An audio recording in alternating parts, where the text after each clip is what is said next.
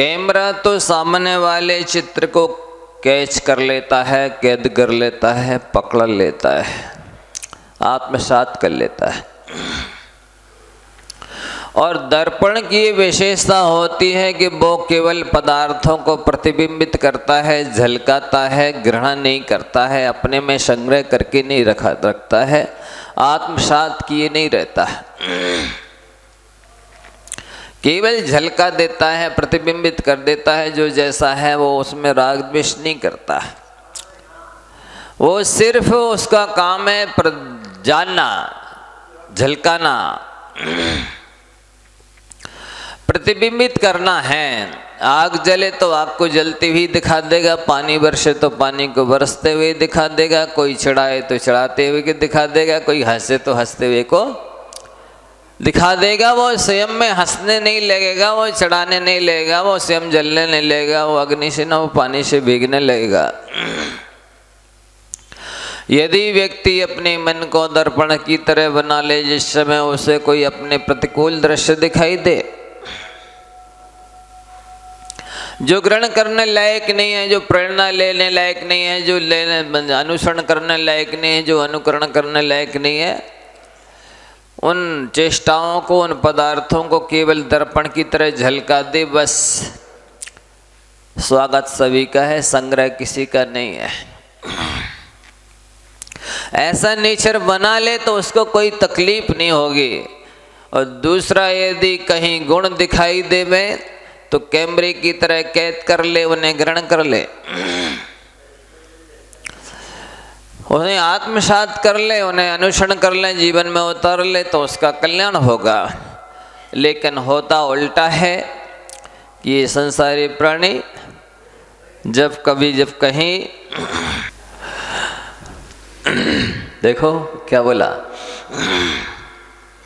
ये संसारी प्राणी उल्टा करता है कि जहाँ कहीं भी कुचेष्टा देखने मिल जाए, अवगुण देखने मिल जाए, तो उन्हें अपनी दृष्टि को कैमरा बना लेता है, उन दोषों को, अवगुणों को, कुचेष्टाओं को ग्रहण कर लेता है, आत्मसात कर लेता है, अनुसरण कर लेता है,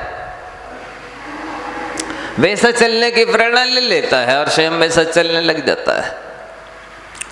और जब कभी जब कहीं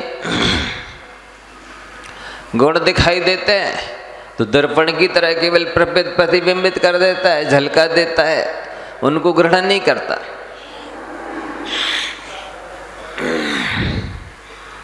ये उल्टा करता है वो, इसलिए उसका उत्थान नहीं हो पाता है, वो भी उल्टा बना रहता है, मोक्ष मार्ग के विपरीत चलता रहता है, प्रतिकूल चलता रहता है। उसको विशेषता तो ये ग्रहण करना चाहिए थी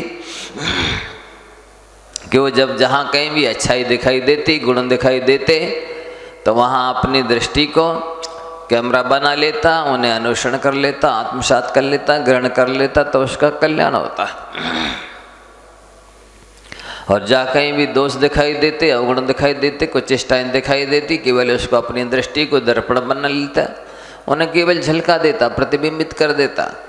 स्वागत सभी का है, संग्रह किसी का नहीं। ये नीति यदि अपना लेता तो व्यक्ति का वह जल्दी उत्थान हो जाता, उसका उद्धार हो जाता। इसलिए आज आपको ये सूत्र दिया जा रहा है कि आप इन सूत्रों को हमेशा अपनाना, अपने जीवन में उतारना, इनको ग्रहण कर लेना, आपका उद्धार होगा, उत्थान होगा, कल्याण होगा। दृष्टि तो वही है, जैसे सीढ़ी तो वही होती है, व्यक्ति जिससे चढ़ता भी और उतरता है। अब ये उसके ऊपर है कि उसको ऊपर चढ़ाना है कि उन सीढ़ियों से नीचे उतरना। आंखें वही हैं आपकी, आपके ऊपर है आपको उन आंखों से हंसना है कि रोना है। कुछ लोग आंखों का उपयोग रोने में करते हैं और रोने के लायक बना लेते हैं उन आंखों को, उनका दुरुपयोग करके। कुछ लोग उन आँखों के द्वारा हंसने लायक बनाने अपने जीवन को हास्यपूर्ण बना लेते हैं। कुछ लोग हास्यास्पद बना लेते हैं।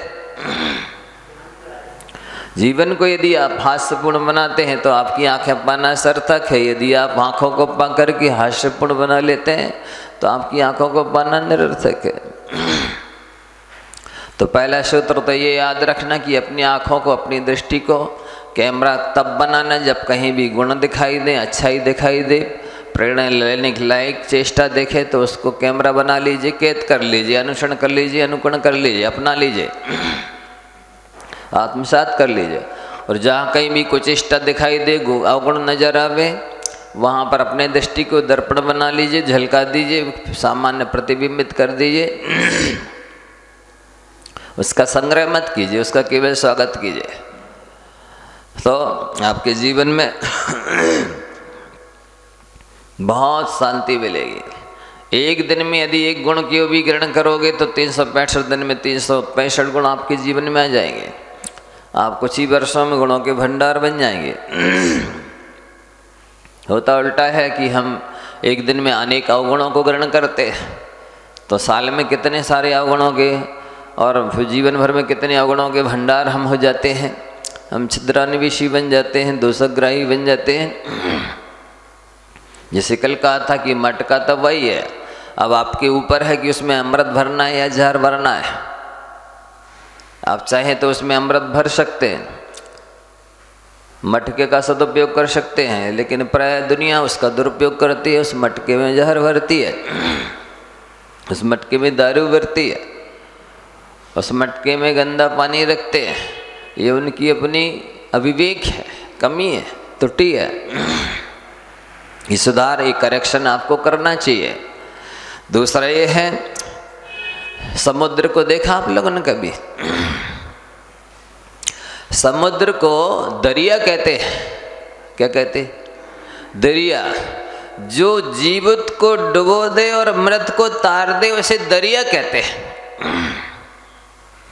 जीवित को डुबो दे और मृत को तार दे उसे दरिया कहते हैं। आप देखना कभी भी कोई व्यक्ति गिर जाए तो वो डूब जाएगा, उसमें नीचे चला जाएगा, और देखोगे कि मुर्दे अतराते हुए दिखाई देंगे। तो जीवित को डुबो दे और मृत को तार दे उसे दरिया कहते हैं, और जो अवगुणों को दफना दे और गुणों का विकास कर दे उसे दरिया दिल कहते हैं। अंतर समझ में आ रहा है? इसलिए आप दरिया बने या दरिया दिल, ये आपके ऊपर है। या आपको क्या करना है? आपको को गुणों को दफनाना है और अवगुणों को प्रकट करना है, तो आप दरिया दिल माने जाएंगे। और यदि आप गुणों को ही ग्रहण करते हैं, गुणों को ही देखते हैं,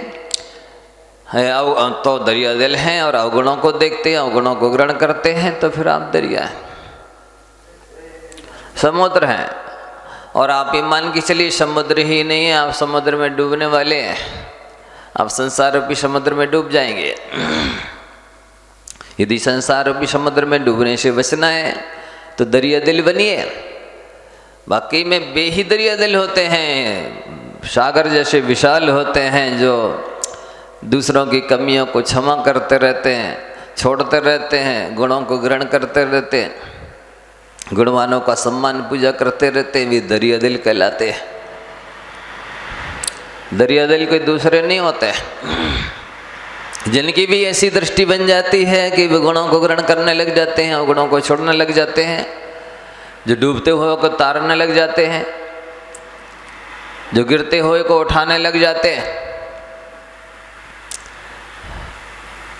दूसरों को अपनाने लग जाते हैं और उनके माध्यम से अपना उत्थान करने लग जाते हैं, वे ही दरिया दिल कहलाते हैं। दूसरा कोई अनशन नहीं होता। दरिया दिल कोई समय आकाश से नहीं गिरता है, अलग से पैदा नहीं होता है। ये तो स्वयं उस जीव के ऊपर होता है कि मुझे दरिया दिल बनना है कि दरिया बनना है। दरिया का पानी खारा होता है, लेकिन बुद्धिमान लोग उसमें रत्न भी होते हैं, तो उन रत्नों को ग्रहण कर लेते हैं, खारे पानी को छोड़ देते।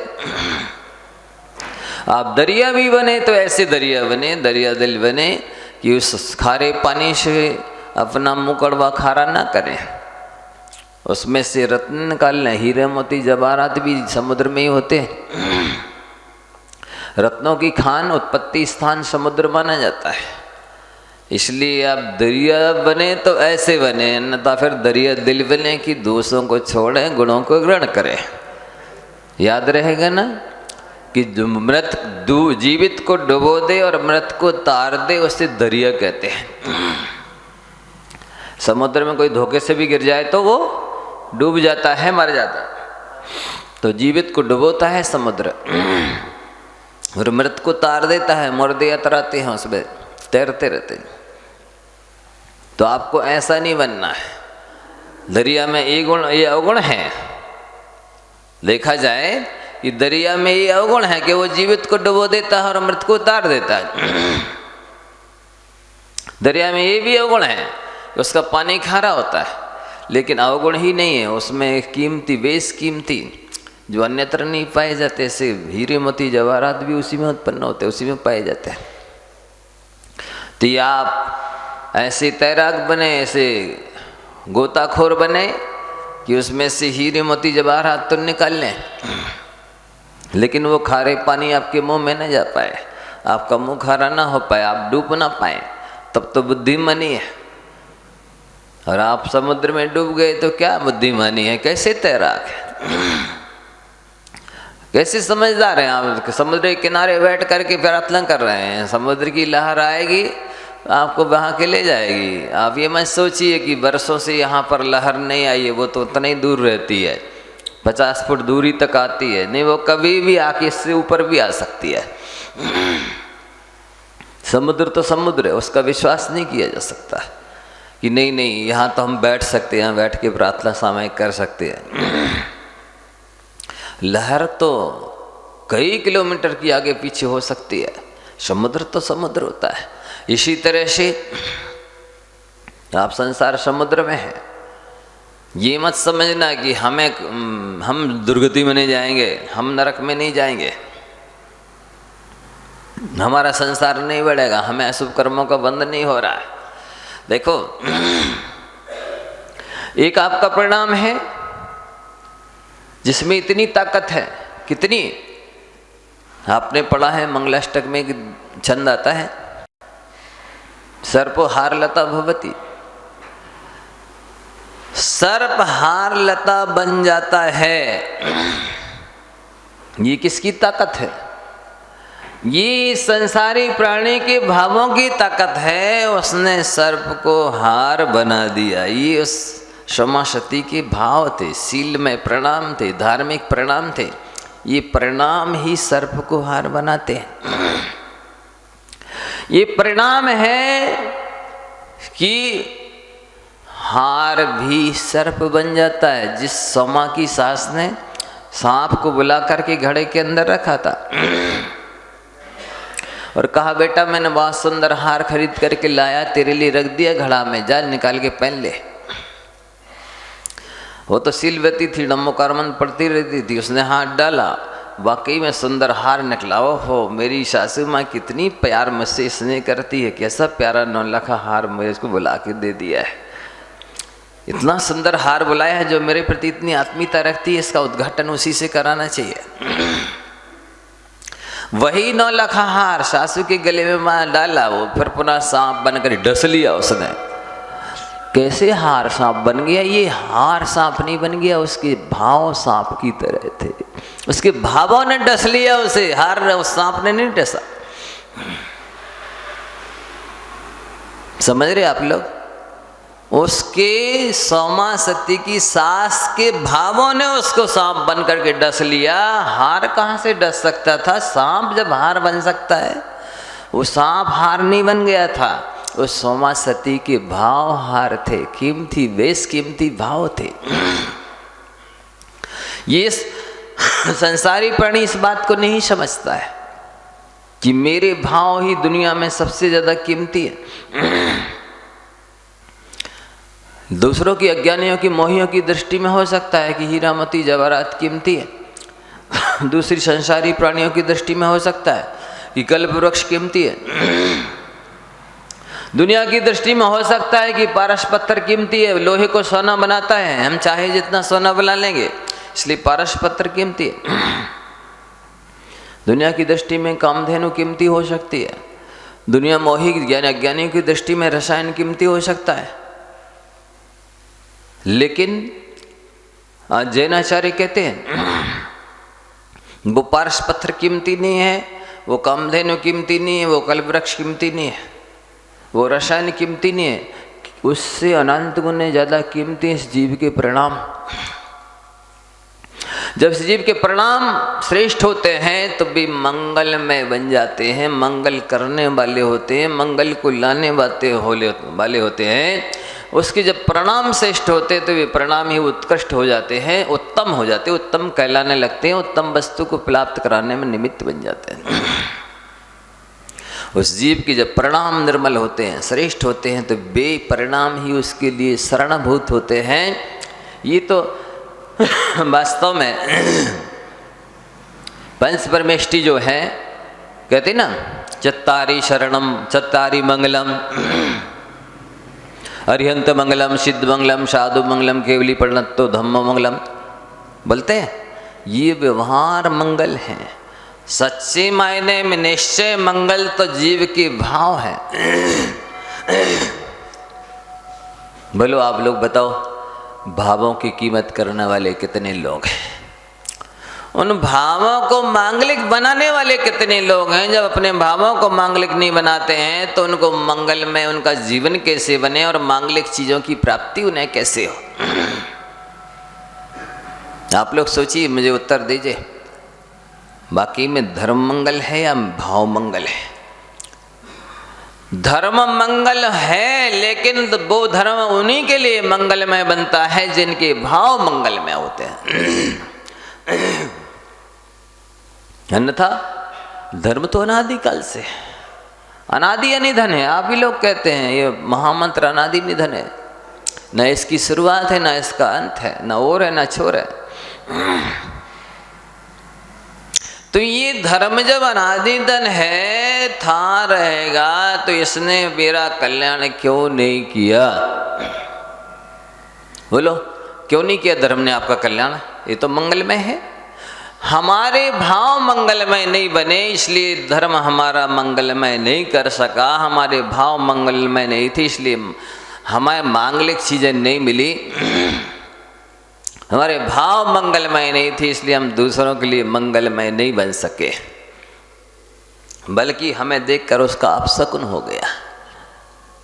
हमारे भाव खराब थे, उसका नुकसान हो गया, हानि हो गई, उसको कष्ट पहुंच गया, क्योंकि हमारे भाव मांगलिक नहीं थे।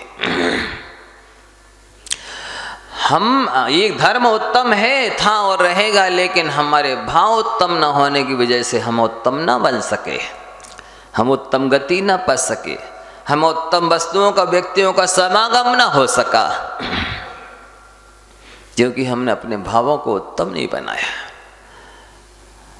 और जो हमारे भाव पवित्र निर्मल हैं, वे भाव ही हमारे लिए शरण है, वास्तव में निश्चय शरण है। धर्म को शरण कहते हैं, धर्म था अनादिकाल से है, आगे भी रहेगा, लेकिन वो हमें शरण क्यों नहीं दे सका? इसीलिए हमें धर्म शरण नहीं दे सका, क्योंकि हमने अपने भावों को शरण योग्य नहीं बनाया। इसलिए ना हम किसी दूसरे को शरण दे सके, ना हमें शरण मिल सकी, और ना धर्म हमारे लिए शरण दे सका, शरणभूत बन सका। बंधु, आप इसको अच्छे से समझिए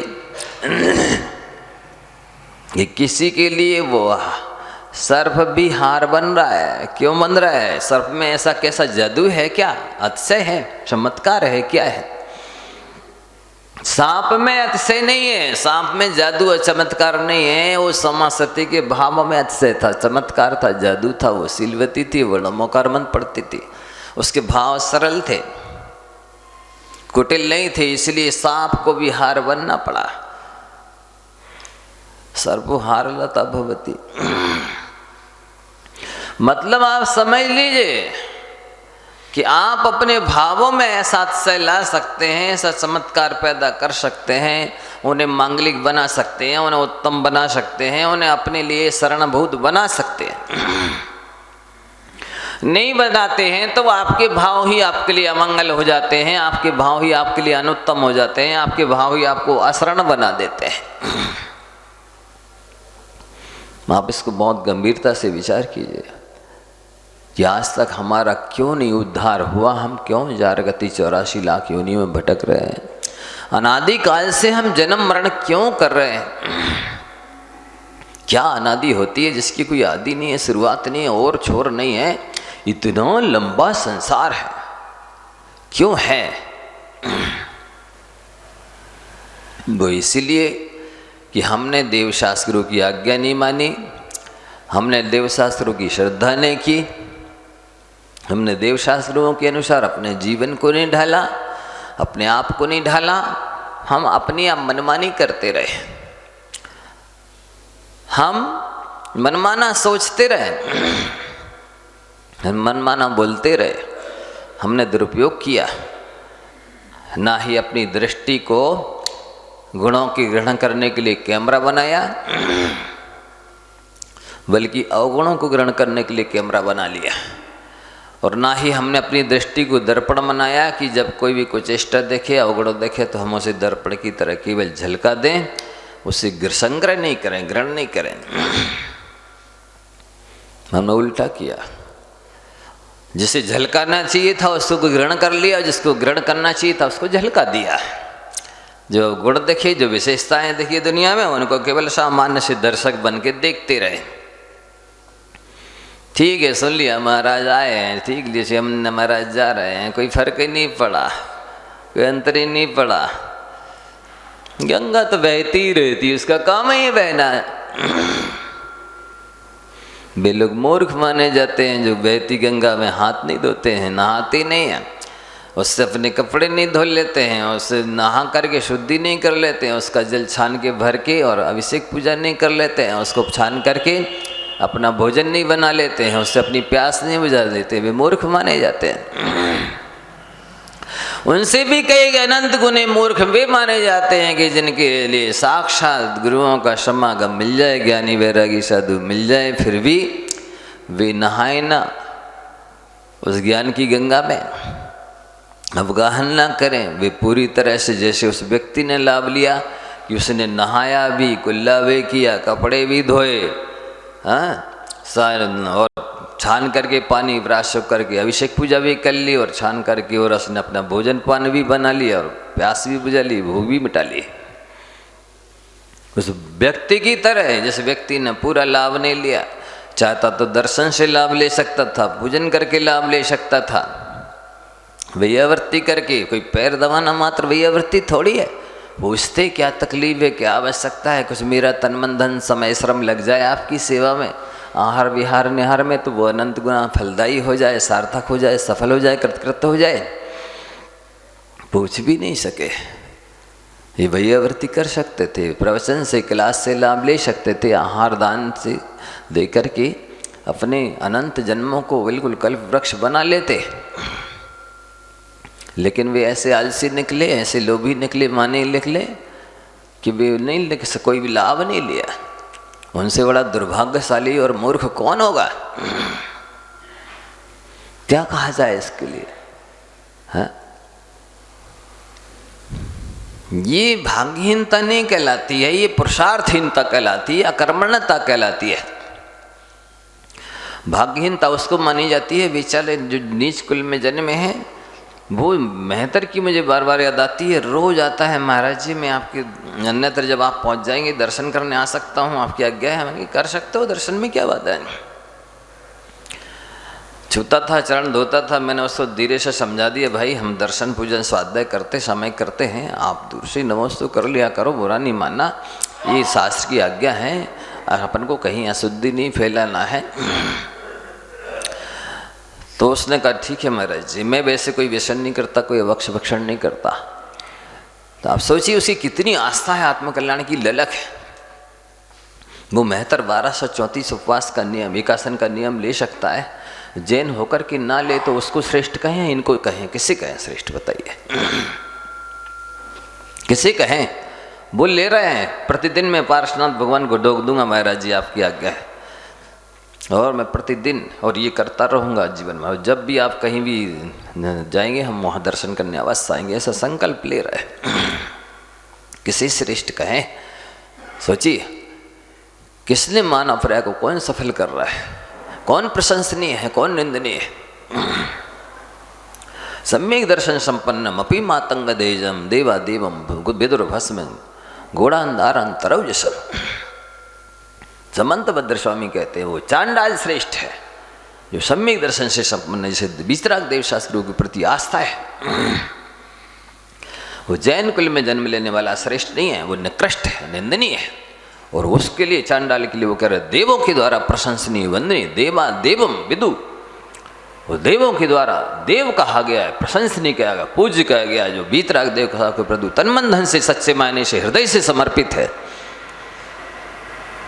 संत भद्र स्वामी कह रहे आगम का प्रमाण है, ये वो श्रेष्ठ है, वो पूज्य है, देव मनुष्यों की तो छोड़ो देवताओं के द्वारा पूज्य है, प्रशंसनीय है, क्योंकि उसे वीतराग देव शास्त्रियों के प्रति वो तन मन धन से समर्पित है, हृदय से समर्पित है, श्रद्धा भक्ति रखता है, वो प्रशंसनीय है, वो धन्य है, वो श्रेष्ठ है। वो जैन कुल में जन्म लेने वाला श्रेष्ठ नहीं, वो निंदनीय निकृष्ट है। जो वीतराग देव शास्त्रों की श्रद्धा भक्ति पूजा नहीं करता है, अपने आप के तन मन धन को समर्पित नहीं कर सकता है, वो यहाँ भी बनियागिरी दिखाता है, यहाँ भी औपचारिकता निभाता है, यहाँ ऊपर मुंह चुपड़ी करता है, जिन्होंने मायाचारी बनाई है उन्हें उनसे मायाचारी करता है, बूढ़ी बेड़नी को नाच सिखाता है, ये अज्ञानी है। तो बंधुओं, दरिया किसे कहते हैं? जो मृत को तार दे और जीवित को डुबो दे। जो जीवित को डुबो दे और मृत को तार दे उसे दरिया कहते हैं, और जो गुणों को प्रकट करता रहे और अगुणों को दफनाता रहे उसे दरिया दिल कहते हैं। आप दरिया दिल बने और दरिया भी बने तो मैंने अभी बताया कि आप खारा पानी से अपना मुंह खारा ना करें, उसमें बेशकीमती हीरे मोती जवाहरात हैं, उनको ले ले। समुद्र जैसे विशाल बने, क्षुद्र हृदय अच्छा नहीं माना जाता, उथला हृदय अच्छा नहीं माना जाता।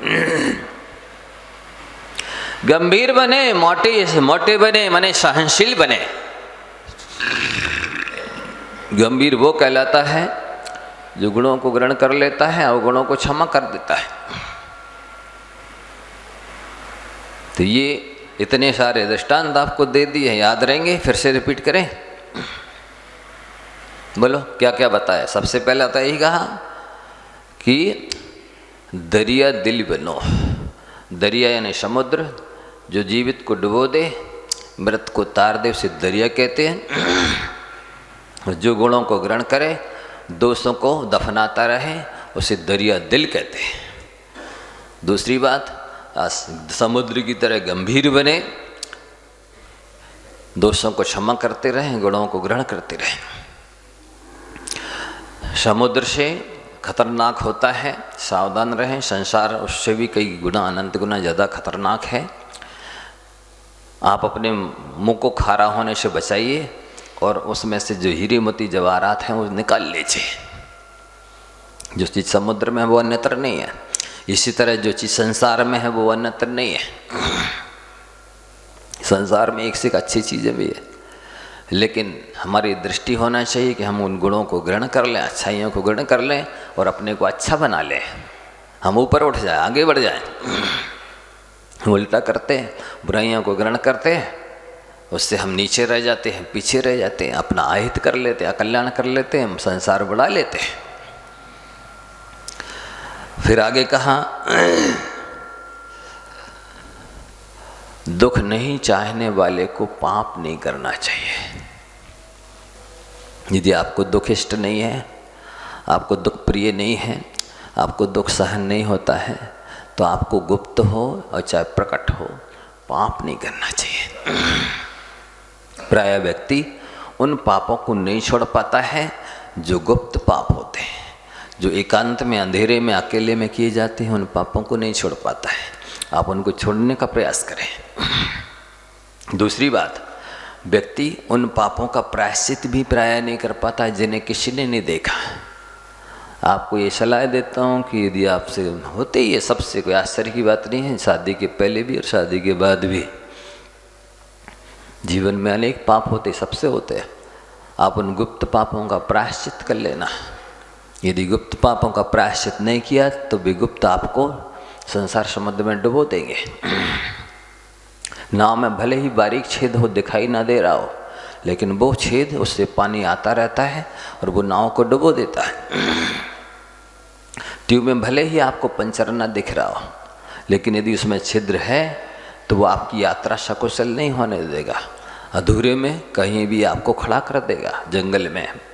इसलिए यदि उसमें पंचर है तो उसको हवा भर के पानी में डुबो करके ढूंढो कहाँ पर पंचर है और उसको बंद करो, यदि अपनी यात्रा सकुशल करना चाहते हो तो। इसी प्रकार से जीवन में कहाँ कहाँ कमियां हैं मेरे में, क्या अवगुण है, क्या व्यसन है, क्या संयम है, क्या कमजोरी है, उसको सत्संगति में आकर के शास्त्रों का अध्ययन करके आप सबको दिया गया है आराध्य सूत्र, सभी लोग दोनों भाग यदि कंठस्थ कर लेंगे, मेरी आधे से ज़्यादा विद्युत्ता आपके पास पहुंच जाएगी। आपका कल्याण पक्के में हो गया यदि आत्मसात कर लिया तो नो डाउट, कोई संदेह नहीं है, कल्याण हुए बिना नहीं रहेगा। जीवन भर अनेक बार पढ़ते रहना, 1 लाख माला का संकल्प दिया है, श्रद्धा से, विशुद्धि से, एकाग्रता से जाप करते रहना। जाप से पाप कभी नहीं लगता, जाप से हमेशा पुण्य लगता है। काउंटिंग मशीन यहाँ पर संभव भैया, सनी भैया वगैरह को दे दी है, इसकी खराब हो जाए, गुम जाए, सबको बता देना, ले लें, लेकिन चल करते रहें। तीसरा, लगभग लोगों ने 1234 एकासन का नियम लिए हैं, उपास का भी कई लोगों ने लिया है। श्रद्धा से करते रहें, आपका बराबर धर्म ध्यान होता रहेगा। किसी भी नियम को ऐसे नहीं, चाहे उपनयन संस्कार के नियम हों, रात्रि भोजन का त्याग, फास्ट फूड का त्याग, पूजन का नियम है, सप्तव्यसन का त्याग आदि जो भी लिए हैं भी करते रहें। ये नियम ही आपकी रक्षा करेंगे। ये नियम से बंधना, अपनी आत्मा को सुरक्षित करना है। नियमों का पालन करना, भगवान की आज्ञा का पालन करना है। देवशास्त्र गुरु की आज्ञा का पालन करना आज्ञा विषय धर्म ध्यान है। देवशास्त्र गुरु की आज्ञा मानना आज्ञा सम्यक्त है। इसलिए यदि ये करते रहोगे आपका कल्याण पक्के में होगा। आप सबका कल्याण हो, इसी भावना के साथ।